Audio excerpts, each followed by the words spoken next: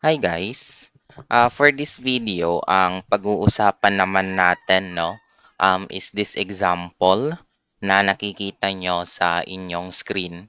So actually, this beam is considered to be a prop beam, not a continuous beam, right?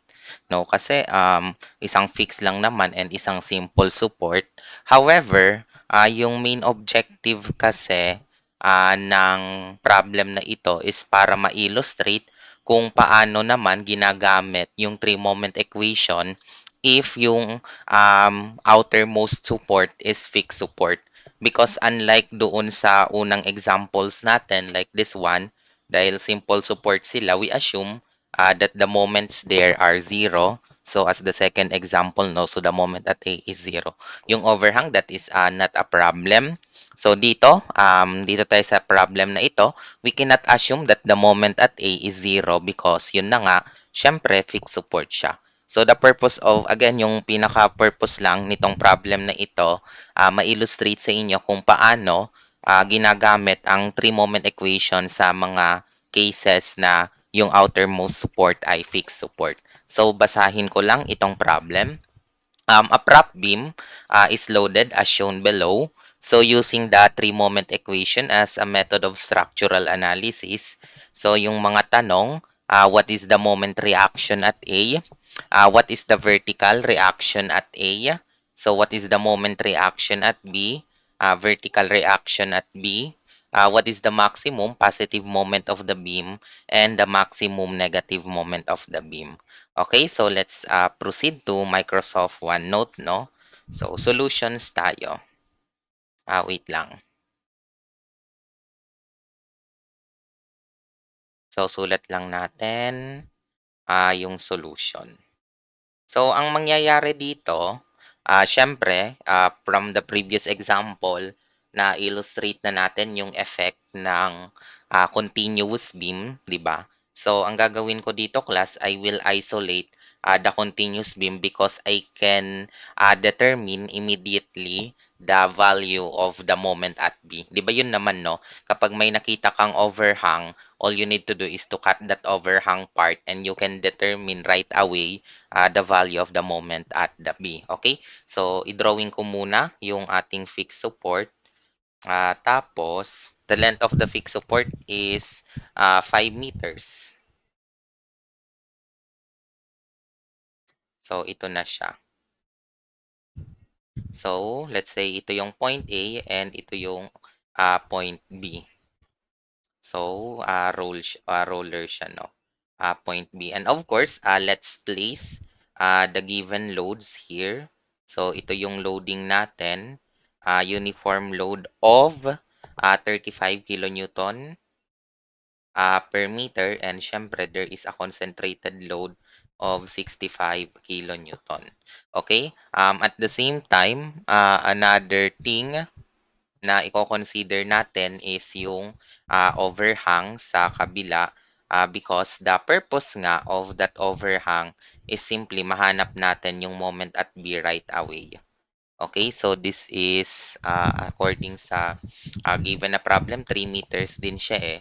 So, this is 35 kilonewton per meter. And kapag in-isolate natin siya dito, this will be B. And magkakaroon dito ng moments, di ba? So, this is the moment at B. Ganun din dito, this will be the moment at B. The reaction at B is very easy to compute, no? So, the reaction at B is simply 35 times 3 equals 105 kilonewton. But I will call this RB2 because alam nyo naman na may RB1 sa isang part. 3 meters, 3 meters, tapos 2 meters. At the same time, again, I want to solve for the moment at B kasi gagamitin natin siya in the three-moment equation. So, kapag may nakita kang ang overhang, that must be the first thing na gagawin nyo. So, summation moment at B is equal to 0. So, clockwise moment is equal to counterclockwise. So, ang clockwise is MB plus 35 tapos 3. Yung distance niya is 1/2 ng 3. Wala naman ng counterclockwise moment na makikita ka in the overhang, 'di ba? So no counterclockwise moment. So as expected, usually ang moment sa mga ganyan is negative, and this will be equal to negative 157.5 kilonewton meter. So ayan, meron ka ng moment at B. So next step, alam natin na the flexural rigidity dito is 2EI, 'di ba? So the flexural rigidity, or sorry no, the length is equal to 5 meter. At the same time, the flexural rigidity is 2EI. So ngayon, hindi nyo pwede class i-assume nga that our beam or yung ating point A has zero moment, simply because fixed support siya. So ano na yung gagawin natin sa mga ganitong scenario? Kapag may mga fixed support class, we are extending the beam and we are creating an imaginary span. Uulitin ko, no, kapag may mga fixed support, ang ginagawa natin sa three-moment equation, nagke-create tayo ng mga imaginary span. And we call this span as point D, then at the same time, imaginary length na L prime. So, yung purpose kasi nito, syempre, parang imaginary siya, i-assume natin na yung moment at D dito ay zero. So here, as you can see, we will have a three-span beam, and yung makikreate natin dito na three-moment equation is in the span DAB. Okay? So yun yung magfo-focus tayo. So ulitin ko, for the span DAB. So katulad lang, normal convention ng pagsulat. Of course, it has its own EI, but it really doesn't matter, no? Pero lagay na lang natin na may EI siya. So, gagamitin natin, assume na non-prismatic siya. So, this will be MD L prime over EI. 'Di ba? So, ganun yung pagsulat, no? MD L prime EI plus, of course, 2MA, syempre, L prime over EI plus 5 meters over 2EI, because the flexural rigidity dito sa kabila is 2EI. Then, of course, MB, that will be MB times 5, because the length is 5 meter. MB times 5 over, and actually pala, siguro no, i-discuss ko na. Ulitin ko lang yung pagsulat ko dito kasi feeling ko nalilito kayo. So dito, again, this is an imaginary span. For this imaginary span, yung L prime, automatic 0 yan. And mag-assume ka na lang ng value ng EI. So tandaan nyo to, no? Yung Li is assumed to be 0 yan, because simply, that is imaginary. But the next step nga is to establish the three-moment equation in the span AB. So starting with MD, tapos yung length is 0, tapos divided by EI, it is by itself maka-cancelled out, di ba? So, plus 2MA, then that will be 0 over EI.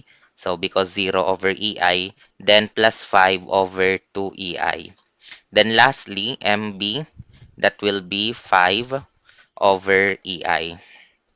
So, MB times 5 over EI, or 2EI, because that is the flexural rigidity. Plus syempre 6ADA, do not forget 6ADA centroid at D, kasi the outermost na ano is D, over L, then divided by EI, then 6A AB centroid at B over L, then divide natin ng 2EI, and this will be equal to 0, because syempre, assume natin na walang displacement dyan.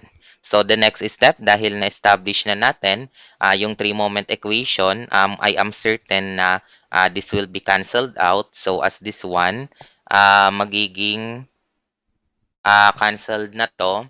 Tapos, take note na ito, 6ADA, take note na yung DA is an imaginary span. So, ito yung magiging process natin kapag may fixed support.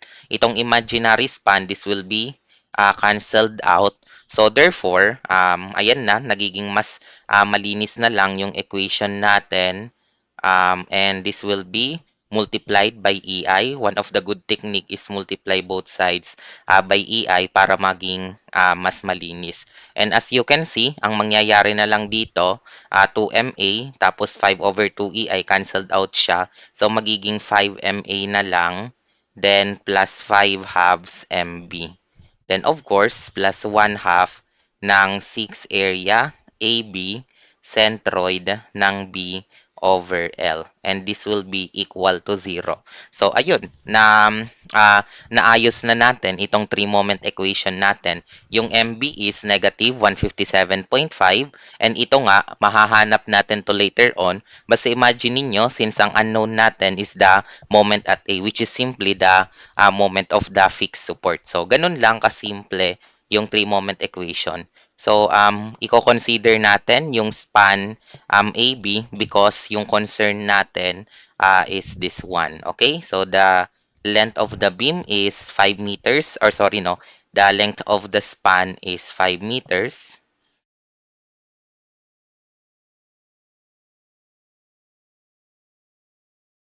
So, this will be A and this will be B. And isulat ko lang yung loads natin. So, the first one is 35 kilonewton per meter. Then the other one is 65 kilonewton. Okay? Tapos, syempre, yung mga dimensions natin ay 2 meter and 3 meter. So, sa pag-create ng strip, di ba? For strip, i-assume natin na ito yung W equals 35. So, iseset ko to as X. And of course, this will be 3 minus X. Okay, so X and 3 minus X. And yung distance dito will be 2 plus X. So ano ba yung hinahanap natin? Again, mag-observe ka lang dito sa inyong three-moment equation. Ang concern natin na value is yung 6 area AB, centroid at B over L.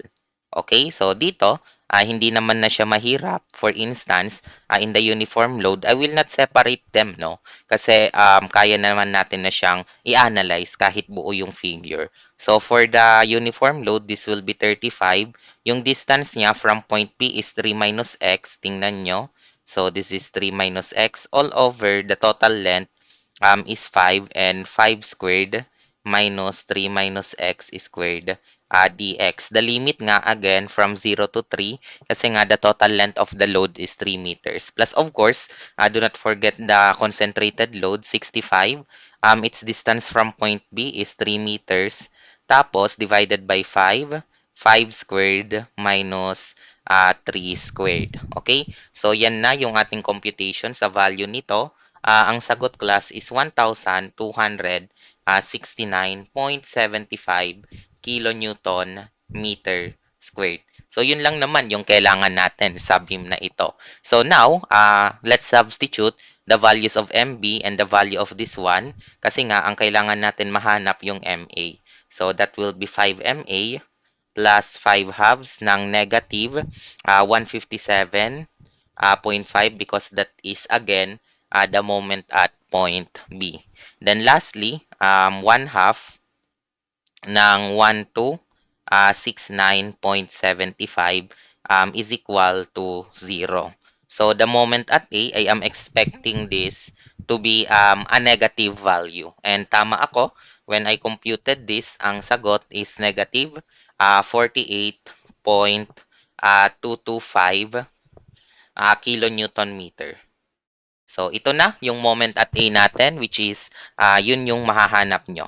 So, once we obtain its value class, the next step na lang is syempre, basic structural analysis. I will just copy this one because tinatamad na rin akong mag-drawing. But, yun na nga, the principle is generally the same. So, 'di ba? Parang continuous beam lang na nag-perform tayo ng pag-cut. Okay? And for this case, let me erase this one.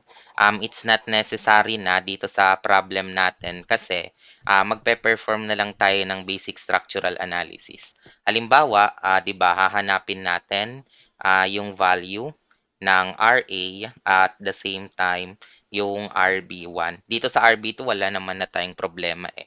Yung notation ng positive moment, take note, ba ganito pa siya ah. So that is MA. So pag ganyan ang positive moment direction. Pero ang isa-substitute natin is yung value ng negative 48.225. So ang goal lang naman natin dito is to solve for the value of RA and RB1 because RB2 is already solved naman na. So yung involvement ng flexural rigidity is not necessary na dito. So for span AB, okay? So by the way, syempre ito pala yung point C, no? So point C na kalimutan ko lang maglagay ng label na point C. 'Di ba? Masakit kapag walang label. Okay? So tama na nang walang kwentang sinasabi ko. Let's perform the structural analysis. Considering span AB, let's take summation moment at A is equal to 0. So clockwise moment equals sa counterclockwise. So starting with the first clockwise moment, yung MA, then syempre, yung 65 times 2 meter is clockwise.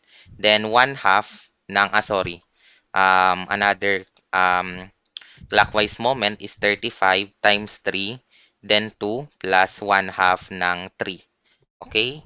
So, those are the clockwise moment. For the counterclockwise, MB plus 5 RB1. Okay? So, we substitute the values of MA which is negative 48.225 plus 65 times 2 plus 35 times 3 then 2 plus 1 half ng 3. Yung value ng MB, take note, is negative 157.5 plus 5 RB1. So, the value of RB1, pag kinompute nyo to, I will let you do the calculation, no? So, ano ba yung makukompute nyo?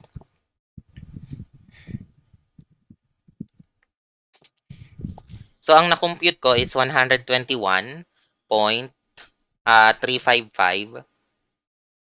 kilonewton siya. Okay? So, that is the value of RB1. 121.355. Well, of course, to solve for the value of RA, so ang gagawin lang natin is summation forces vertical equals 0. So, up equals down. So, in this case, this will be RA plus RB1 is equal to 65 plus 35 times 3, di ba?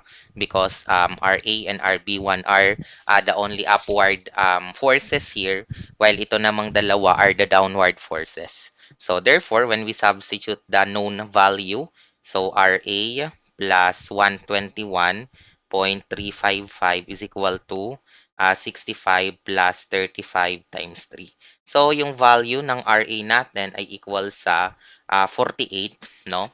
That will be 48.645 kilonewton. So, 48.645 kilonewton. So, ayan, nahanap na natin yung required na moment and reaction. So, we can now sketch the shear and moment diagram of the beam as the last part of this problem. Okay, so let's draw first the given beam.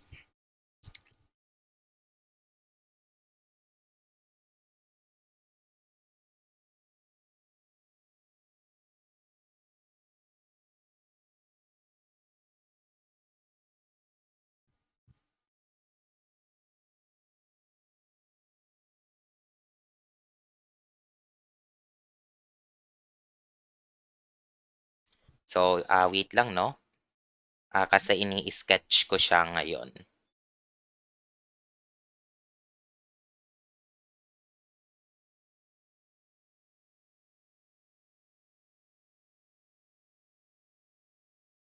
So, yung EI, so alam naman natin na this is 2 EI and yung sa kabila is EI, no? So, 2 EI and EI.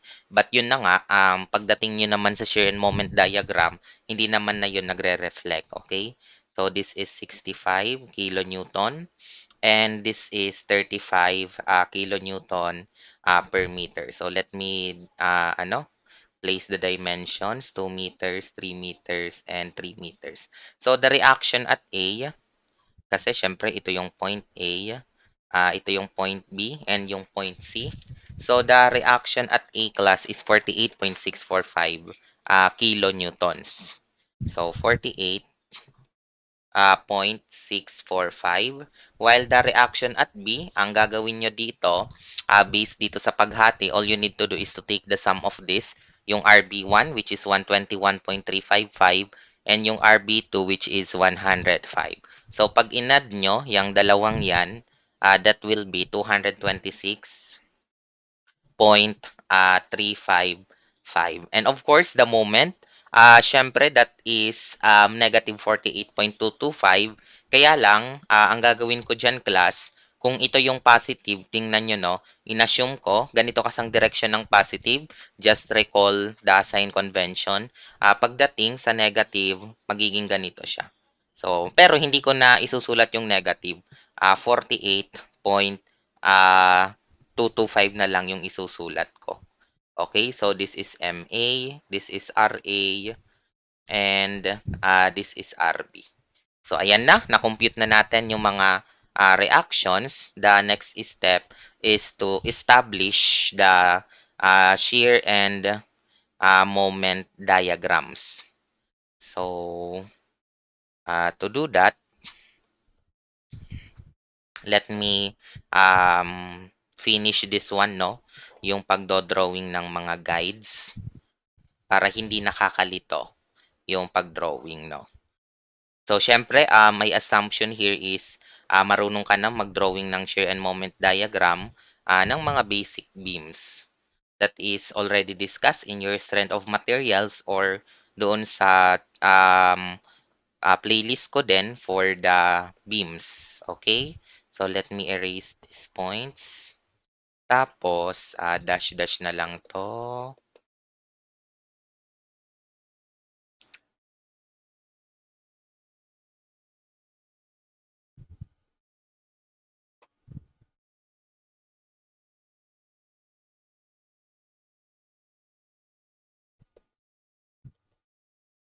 Para at least, no, may guide nga tayo. Then, lastly, dito,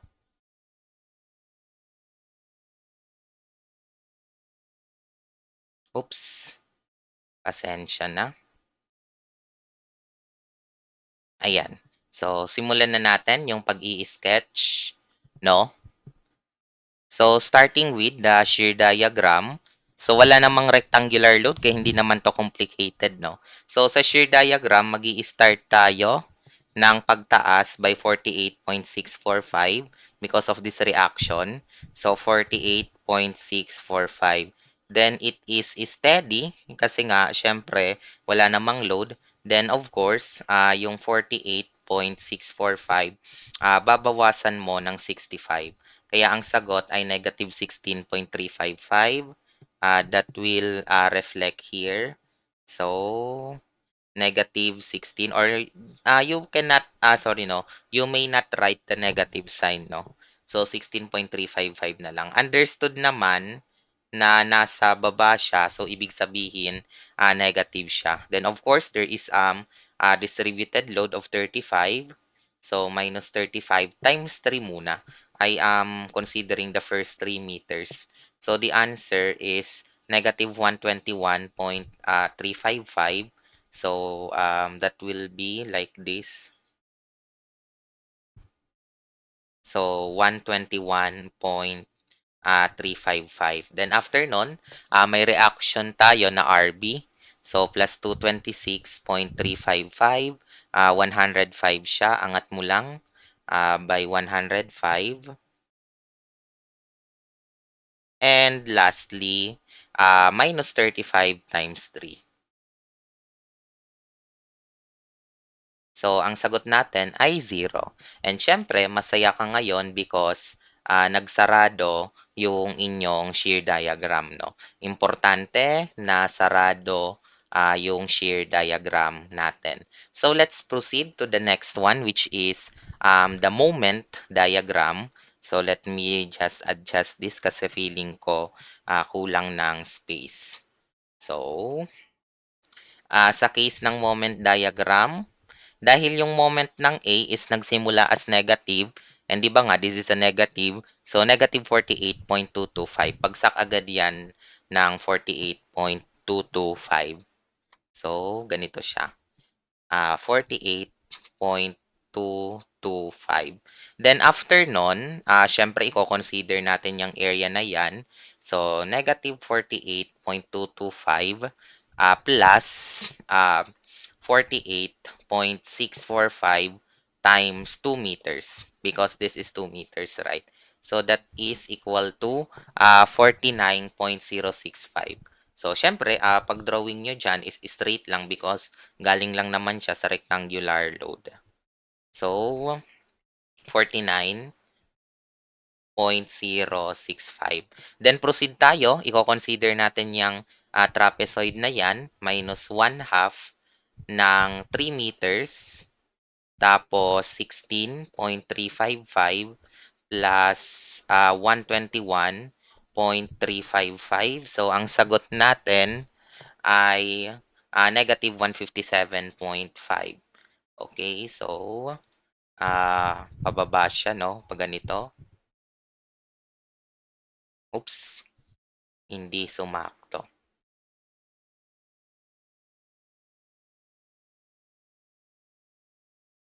So, negative 157.5, which is dapat lang, no? Because you already expect this to be 157.5 because, 'di ba, yun naman talaga yung moment sa B in the first place. So, lastly, para masarahan, we need to consider this triangle. So, plus 1 half ng 3 tapos 105. So, ang sagot natin ay 0. And syempre, masaya ka na naman dahil sumara yung moment diagram nyo. So, this is the moment diagram of our beam. So, let's solve the or let's determine the required of this problem, no? So, balik tayo doon sa tanong.